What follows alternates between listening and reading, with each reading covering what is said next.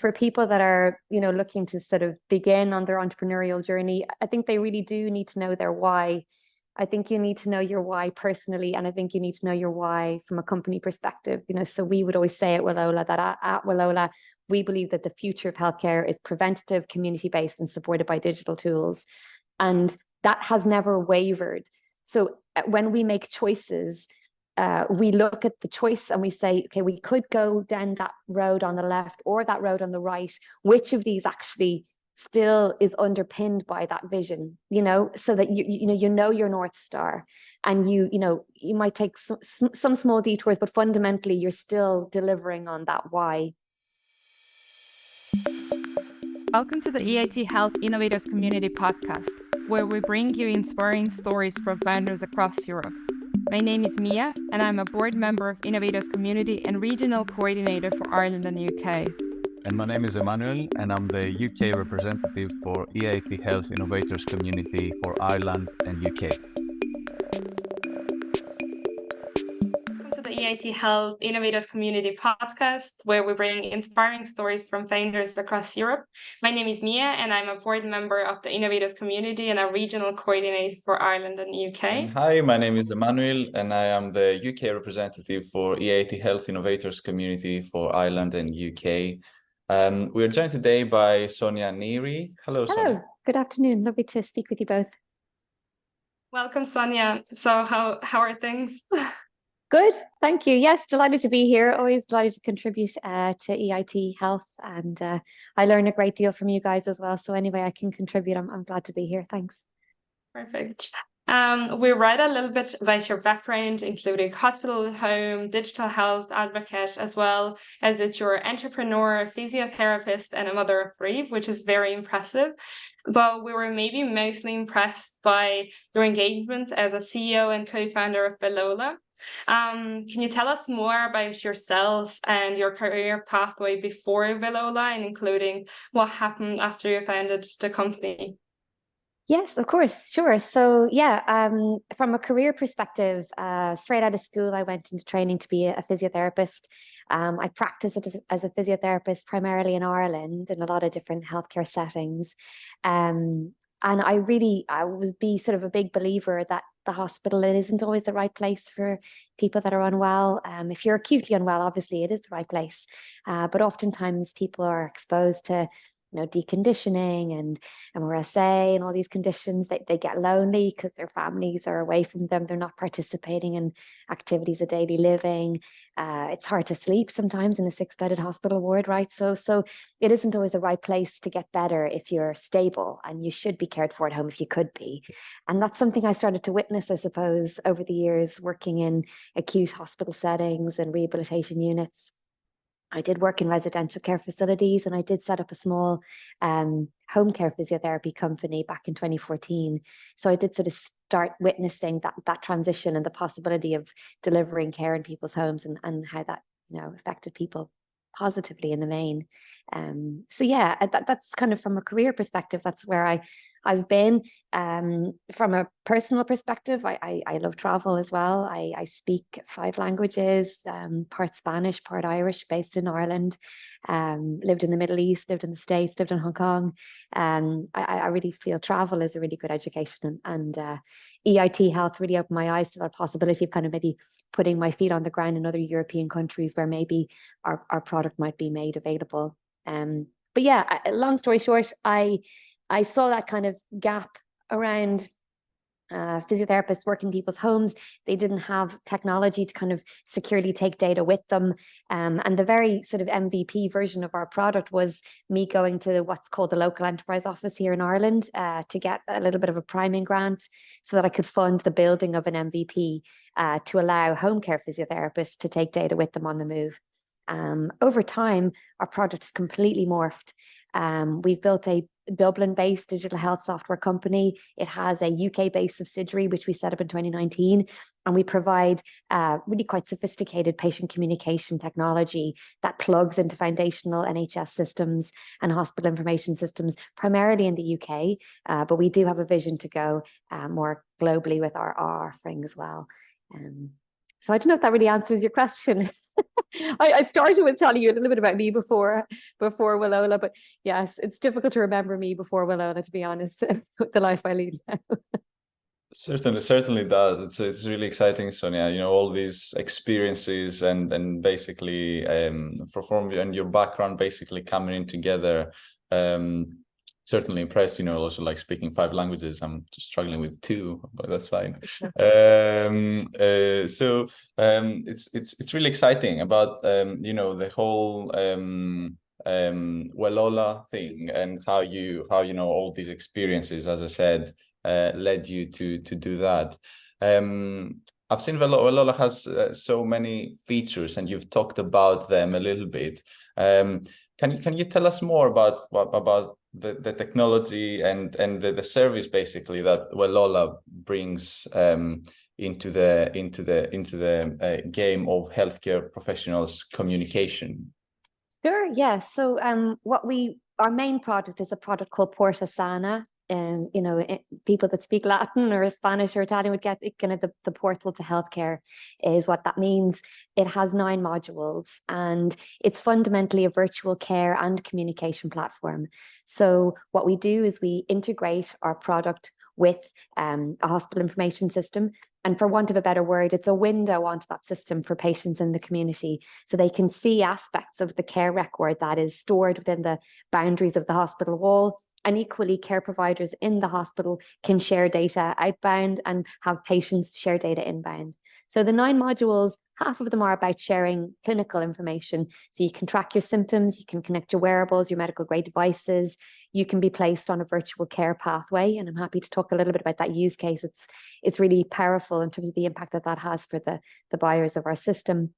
And then the other modules are more the ones that you expect from what they call PEPs, or patient engagement portals, around administrative data sharing. So viewing your appointments, managing them, getting your letters digitally, getting your test results digitally, having access to certain components of your care record. So there's 9 modules, half of them are clinical, half of them are administrative.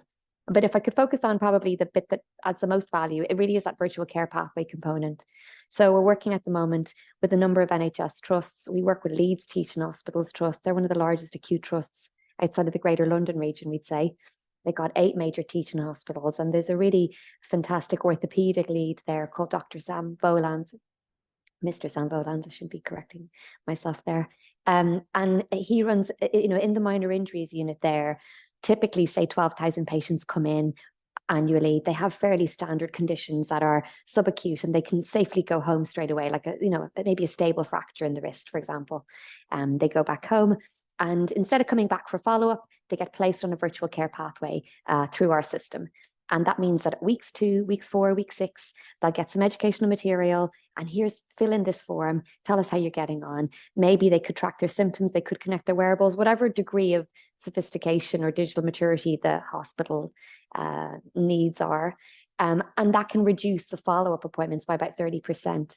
So that gives those clinicians back time to care. They can go back onto the orthopedic wards in-house, and potentially for that number of patients and that number of outpatient appointments, it's about a £7.2 million saving that could be made. So that's just one example of one use case with one module in one facility, but it's so scalable and it's so flexible. And that's kind of the beauty of the offering.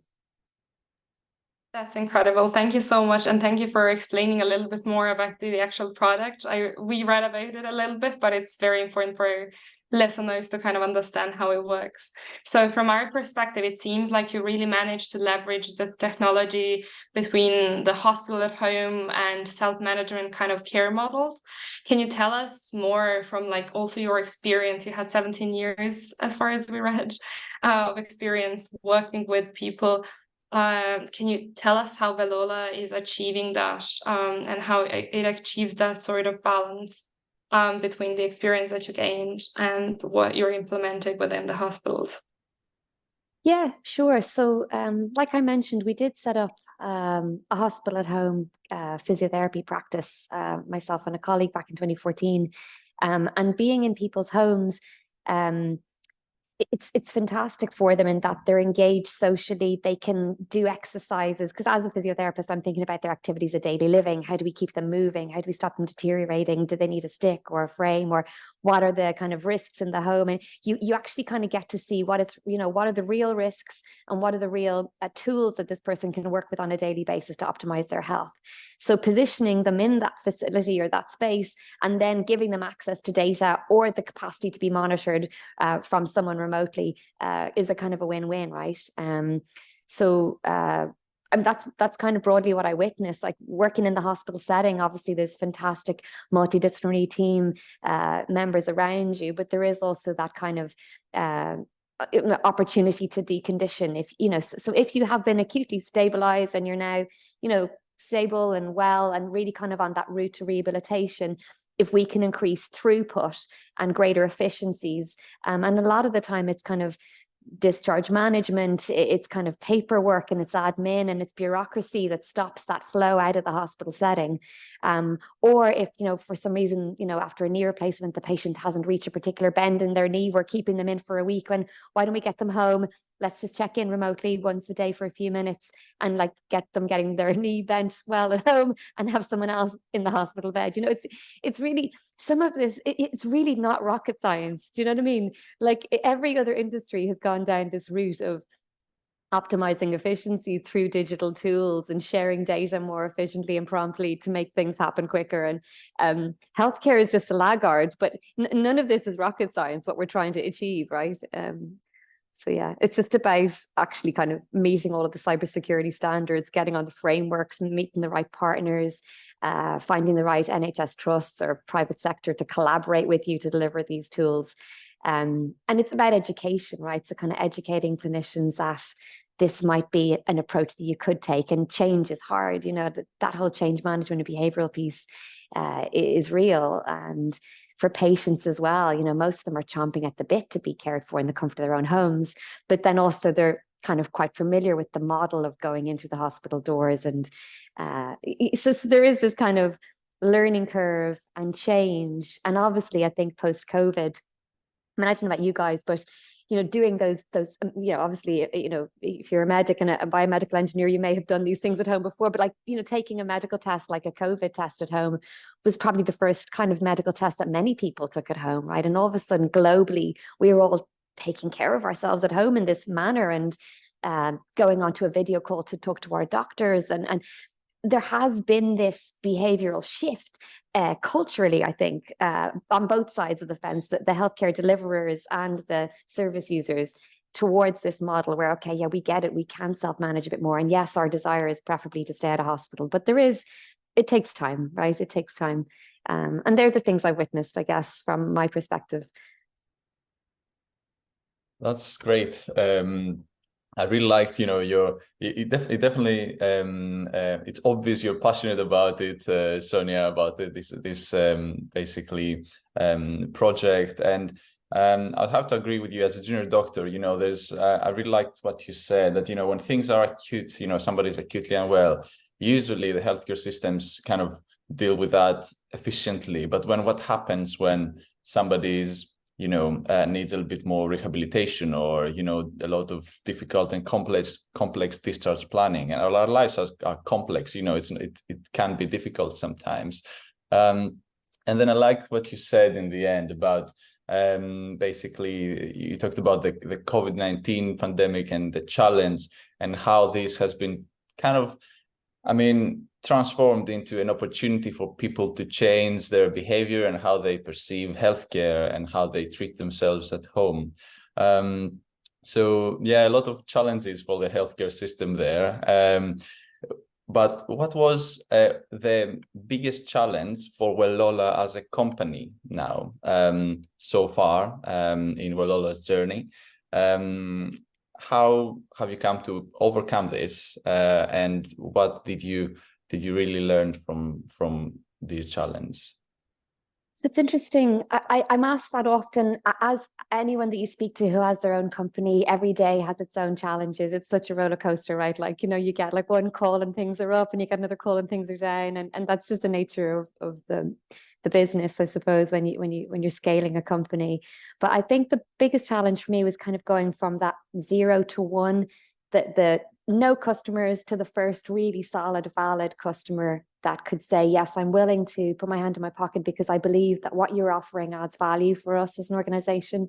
That was the biggest challenge for me. And I think I possibly underestimated the complexity and the expense of bringing a really sophisticated cybersecure technology product to market to sell in an enterprise setting like a healthcare setting. It's I know, fintech and health tech are probably the two most regulated and two most challenging environments, to sell into. And as it happened, I went into one of those. But so for me, the trying to overcome the challenge of 0 to 1 involved putting a lot of supports and pillars in place that every day, even with the ups and downs, was just a little step forward to take us closer to validation. And that was going to like the local enterprise office for funding, going to Enterprise Ireland for high potential startup unit funding, going to EIT for the boot camp training. I also participated in a women's boot camp with EIT. So again, sort of educating myself, networking, getting familiar with the ecosystem, funding, in small pockets as we could. And then, obviously in healthcare, you're really looking quite closely at information governance, clinical safety, cybersecurity. So we went to the best of the best. We designed our infrastructure with Deloitte from a cybersecurity perspective. We hosted in AWS UK, and we kind of comply with all these things like ISO 27001 and DCB 0129. So there's kind of, you're sort of swimming in a couple of lanes. One is you're looking for financing.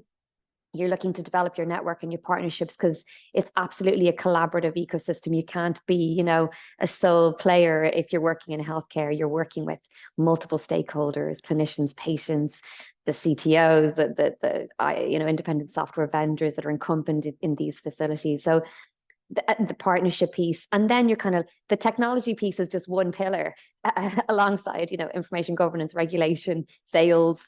So it was kind of every day moving in each swim lane forward just a little bit to get from 0 customers to 1 customer who was willing to really validate our solution. Very true. And thank you so much for your honesty, because I think it's always that route that is so difficult, and everybody actually have to talk about this and chat about this, because for everyone it's difficult in a different way. But if we share it, we feel like we're not alone in that whole situation. So my question will sort of follow up to that. We saw that you joined a couple of programs and you mentioned them now. So can you tell me maybe like what programs would you recommend, which were maybe most beneficial for market research or business development? What were kind of the parts that helped you a lot along the way for future entrepreneurs and anybody who's listening to us wanting to start their own startup within the healthcare industry? We read about Further, and you mentioned a couple of EIT programs. So if you could give us a little bit of information about like all of them. Yeah, God, where do I begin? I did participate in quite a few. I think if I were looking back and advising myself, I'd probably be a bit more particular. Your time is really precious. And I think if you can find sector-specific boot camps, that's really, really helpful. So I did participate in EIT Health Bootcamp in Trinity College. I want to say it was 2019. And what was fantastic about that program is we did dip into all of those different swim lanes that I needed to upgrade my knowledge on. And furthermore, there was actually a sort of a body or a part of that program whereby we physically went to, Spain, France, the UK. And there was something in that opportunity where I actually kind of got on a plane and put my boots on the ground and started talking to people in other countries and validating that, in fact, what I understood to be a product market fit in the UK was also potentially a product market fit in other markets. And then kind of exploring, okay, well, if that is a right fit, what's the route to market? Is it partnership? Is it procurement? What's the regulatory landscape look like? So if you've got I'm assuming that, I know EIT Health, or EIT is broad in terms of the verticals that it supports, but particularly EIT Health, I would say, try to identify boot camps and training programs that are, very specific to your niche and your vertical, because you get so much more out of that in terms of new networks that you can tap into.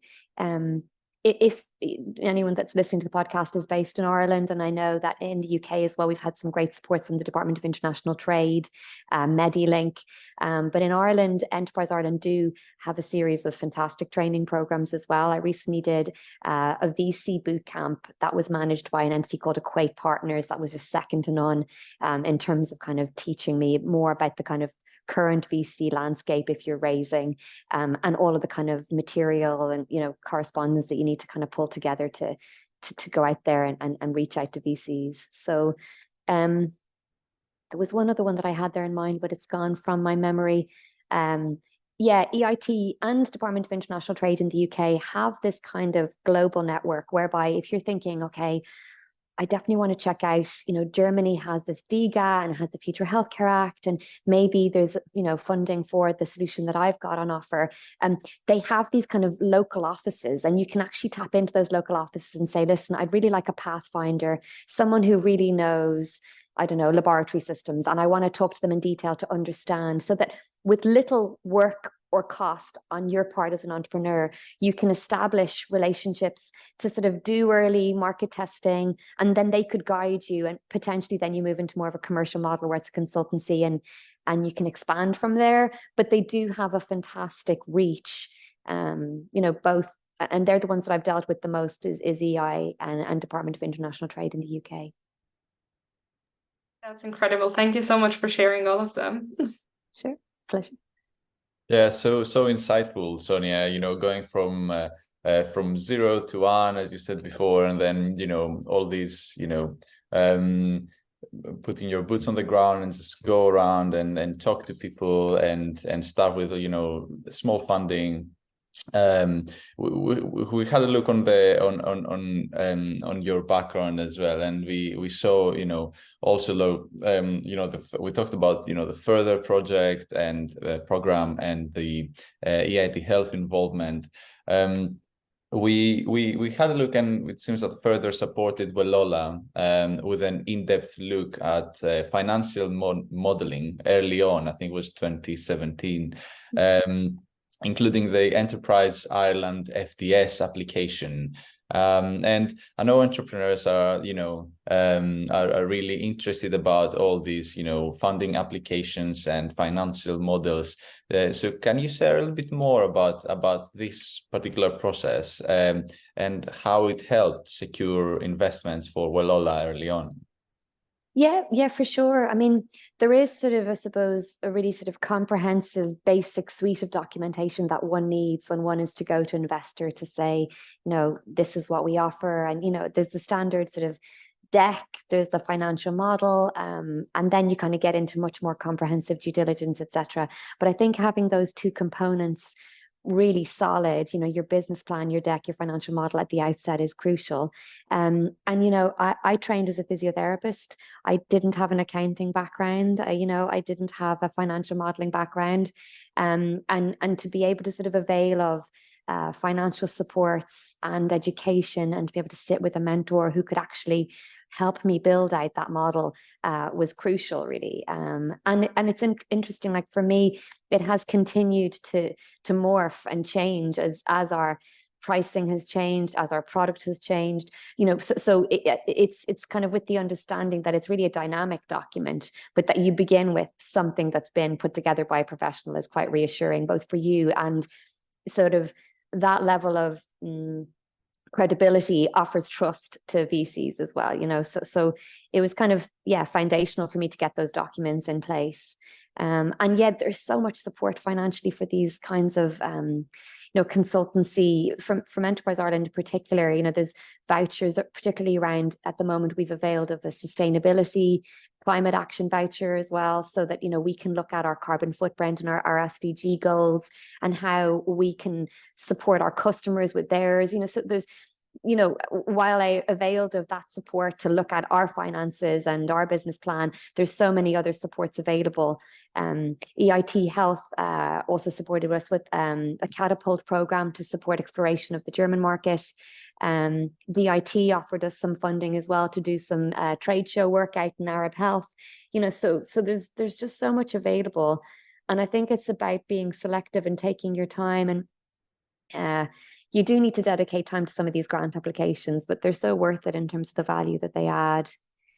Innovate UK has currently got a couple of grant applications open as well for bringing kind of novel solutions and net zero solutions to the UK across multiple verticals. So that's something worth looking at.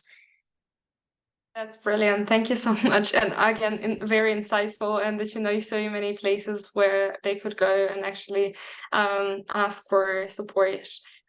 We also saw that you raised over 1 million in funding from VC. Could you tell us more about working with, I believe it was BVP, right?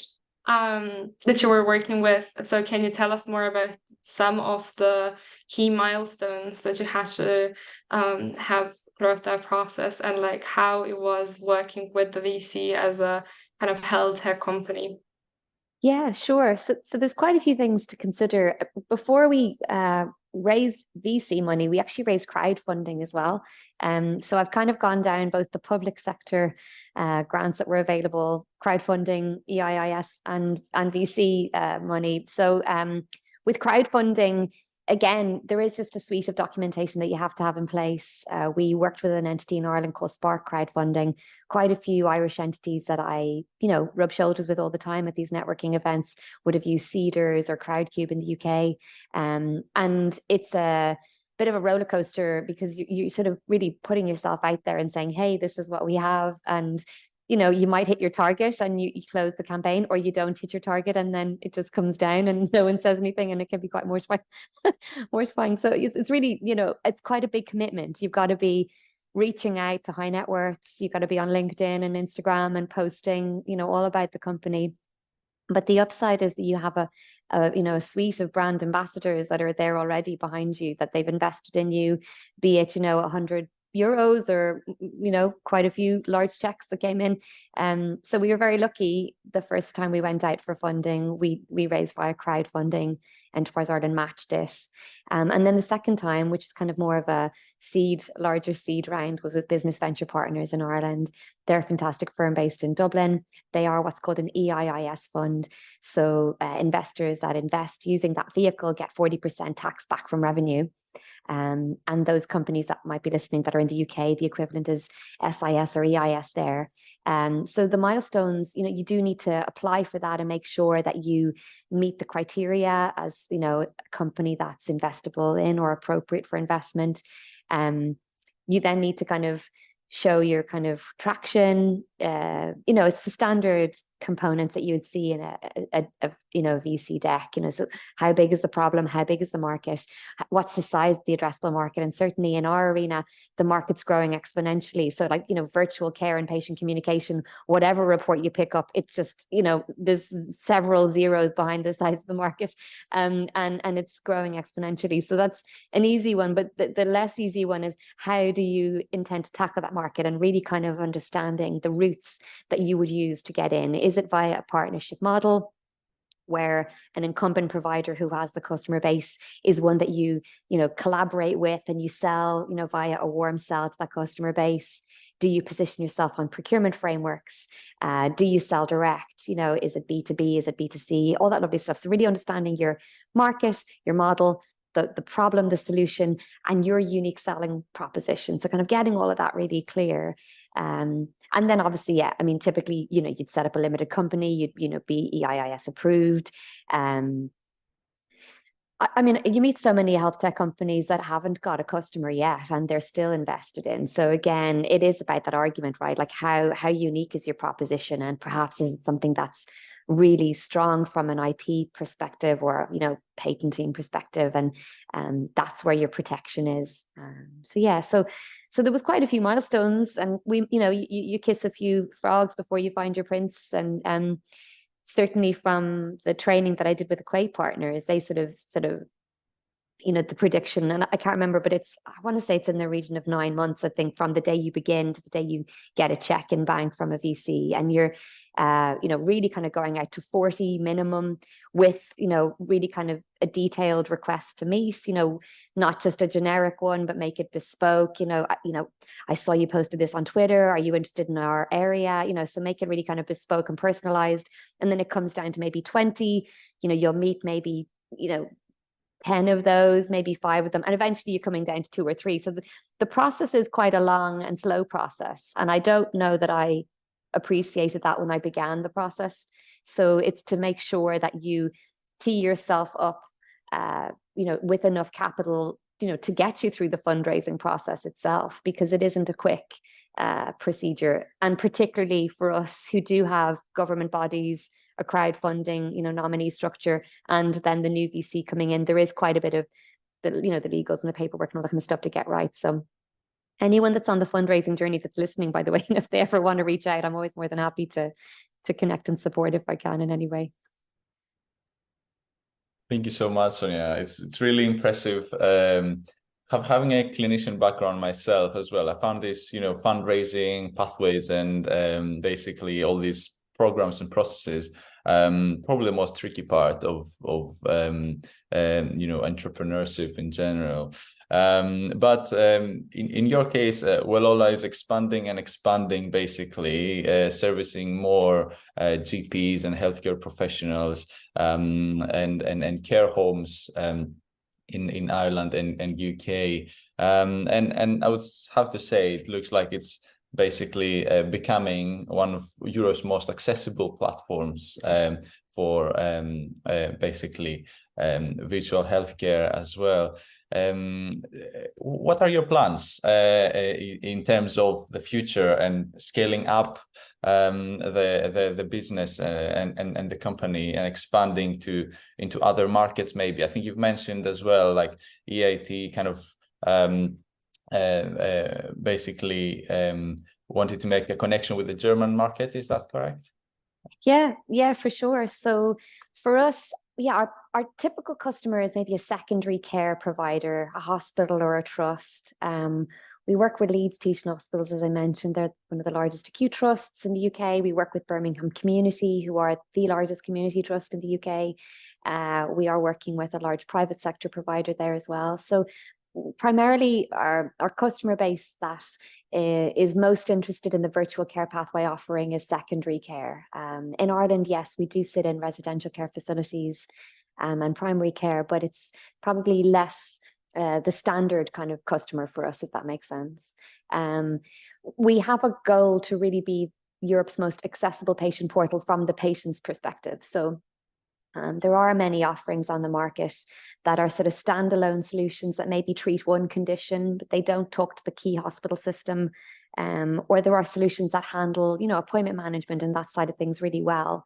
But really, you know, we have quite a rich tool in terms of its functionality, but we want to make it accessible as much as it's humanly possible to the less able-bodied, so that those that are, you know, visually impaired or perhaps from a dexterity perspective can't hold a mobile, you know, how do they engage with portals? And the older person, again, who maybe struggles, you know, from a digital literacy and a technology perspective, how do they engage with the patient portal?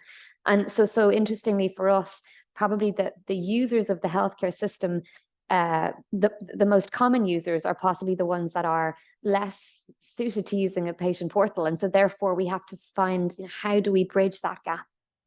So for Willowla, you know, it's that Ansoff matrix of product development versus market penetration into new markets. And for us, we really want to focus first and foremost on optimizing the accessibility of our system so that more patients at the customer sites that we service can avail of the offering.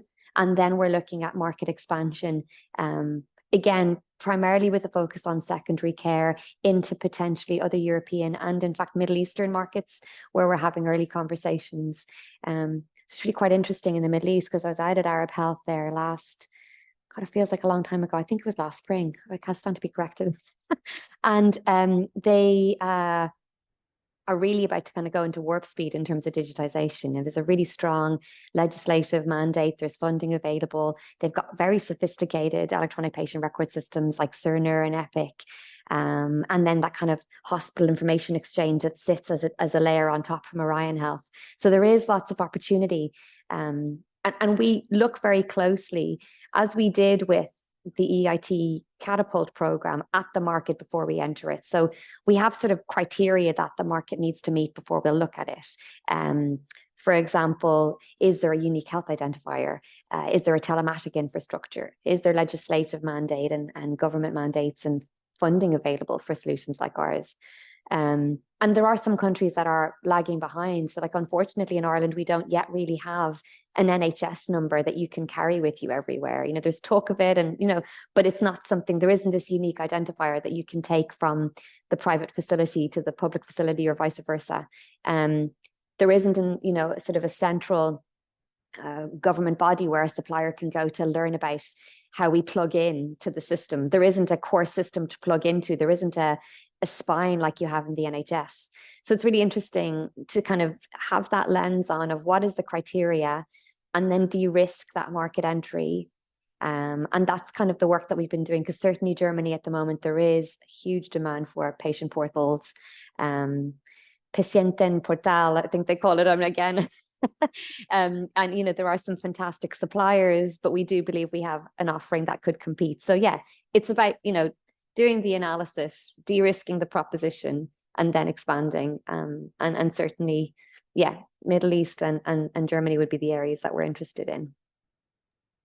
That is incredible. And we're super excited to see like the development and everything what's going to happen ahead. So from what I really gather is your leadership style has really influenced the culture and the work ethic within your startup and, well, now company.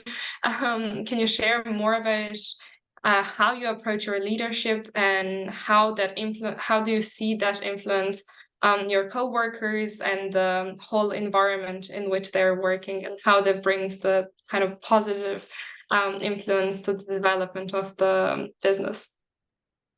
Sure. Yeah. I mean, I think, if you know, you're always learning, right, as a leader or as a team member even, like, and I think as soon as you start switching off the desire to learn or ask questions, as soon as you make any assumptions that you've got this and just do it my way for the foreseeable, you're gone, right? So there's success in my mind is about a willingness to learn. And I'm certainly very aware of my limitations in certain areas, you know. So, you know, I'm not a coder, I'm not a technical leader. I do have deep domain knowledge of what the patient and the clinicians that we service need, from having worked in the environment and working very closely on an ongoing basis with those customers. And so while I can inform the roadmap, I certainly wouldn't have, you know, the core technical skills to build the product, unfortunately. Also kind of in the arena of sort of the financial advisory and operations, you know, there's, you know, my job really as a leader is to make myself redundant. So I'm constantly sort of trying to identify really talented individuals that have very strong, deep domain knowledge in their field, position them around me, and I listen and I learn, and it's osmosis really, you know, and I think it's challenging, you know, in the world that we live in now, and I don't know how it is for yourselves, but most of the team that have come on board since we secured financing we hired remotely. I have not met all of them in person, and they're working in these little bubbles in their own homes. And I think that has proved challenging, you know. So for me, I've had to really learn how do we create a dynamic of kind of openness and communication and learning when we're all working in these little siloed bubbles, and most people are kind of, they're on a call but they're on their emails, and, you know, they're trying to do 10 jobs at the once because their screen is right there, they kind of can. And, you know, how do we really, you know, push through and still connect? So, you know, we do certain things. We have a daily, for example, so all of the team every day join the daily call, and it's a half an hour stand up, and we just have a quick check-in. We do a town hall which is a kind of a warts and all, lay your concerns on the table, opportunity. And, again, it's an opportunity for me to learn and take feedback. Recently brought in a fantastic COO, Lindsay Watson. So she's actually also a clinical specialist physiotherapist, but a huge commercial experience as well. But operationally, we've started to put in as many sort of structures to support our team. So from a training perspective, what are they looking for in their careers, and how can we make it sort of sticky for them to stay with Willowla? How can we support what it is they want to do, and all of us benefit? So yeah, and that kind of feedback loop is always there. So yeah, from a leadership perspective, I mean, I don't know, I've fallen into this almost accidentally, but now that I'm here, I'm willing to learn. And I'm willing to put people around me that are talented and structures in place to help them grow. I'm a big believer that if the flower is wilting, you need to, look at the soil and where the sunlight is coming from. The flower is not at fault. So like, for people here to thrive and grow, it needs to be the right environment, and I will do what I can to make that happen, because we all stand to gain, right?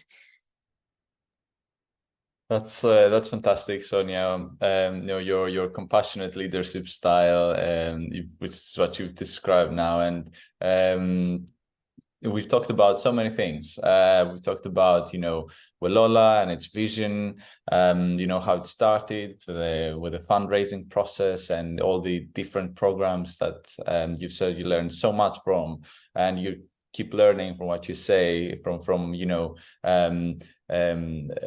working with colleagues and people in your company. So I'd like to make a little bit more of a kind of personal question to you. What is it that drives you? What is it that drives all this creativity and energy every day from your point of view as an entrepreneur? What is that drives you to go to work in every morning? And is there any advice that you would give to other young entrepreneurs that are starting now that might be useful for them? Sure. Yeah, I mean, what drives me very personally is my family. So I everything that I do really is on behalf of my children, and for a better life and a better world for them growing up.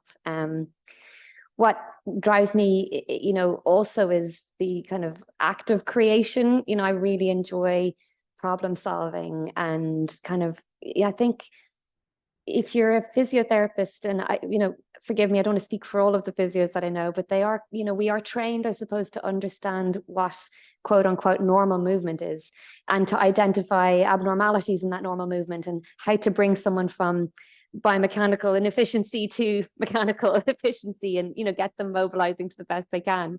So in a way, I've taken that lens to the healthcare system. I can see the inefficiencies, I can see what's not moving the way it should, I can see where there's certain components that I could maybe have some positive impact on. And this Willowla is one solution. There are many fantastic solutions on the market to do, to create efficiencies in different ways, but this is the arena that I know where I can add value and create optimization, so that it is a better system for my children when they hit the healthcare system. I do believe it will take time. I unfortunately, I don't know that it'll be a better system by the time, I may need to use it more frequently, but I think it is going that way.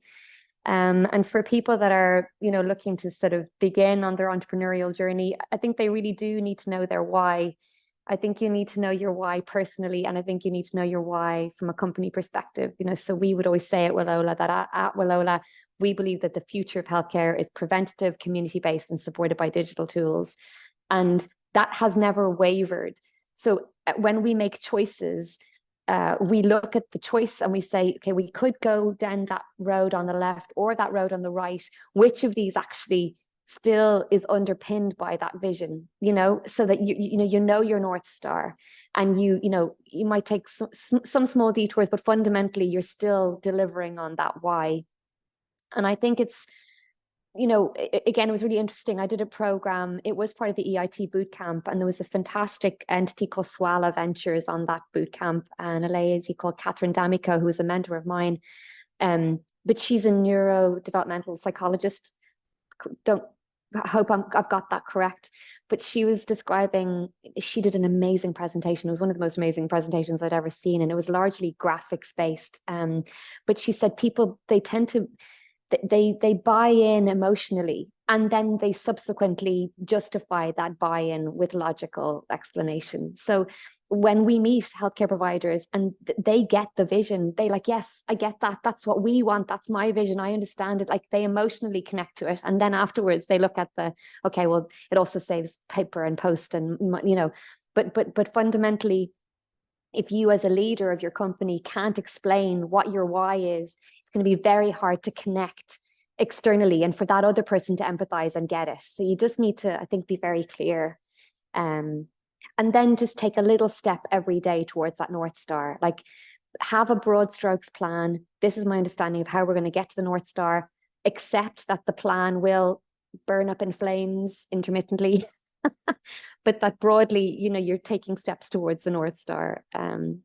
Yeah, they're my bits. Know your why, know your North Star, find a little map and work your way to it. That is incredible. Thank you so much, Sonia. And I think these last couple of sentences are the main ones, and something that definitely our listeners will appreciate and would be super beneficial for their development as well. I would like, on behalf of EIT Health Innovators Community team, to thank you for your time and all of your insights from your background and how you develop your company with the full honesty on this podcast. So thank you so much again, and best of luck with Willowla and every new project that you take in the future. Thanks, Mia. Really, really inspiring, Sonia. Thank you so much. Thanks, Manuel. Thank you. Visit community.eithealth.eu to join our community and shape the healthcare landscape with us. For more such videos, subscribe to our channel.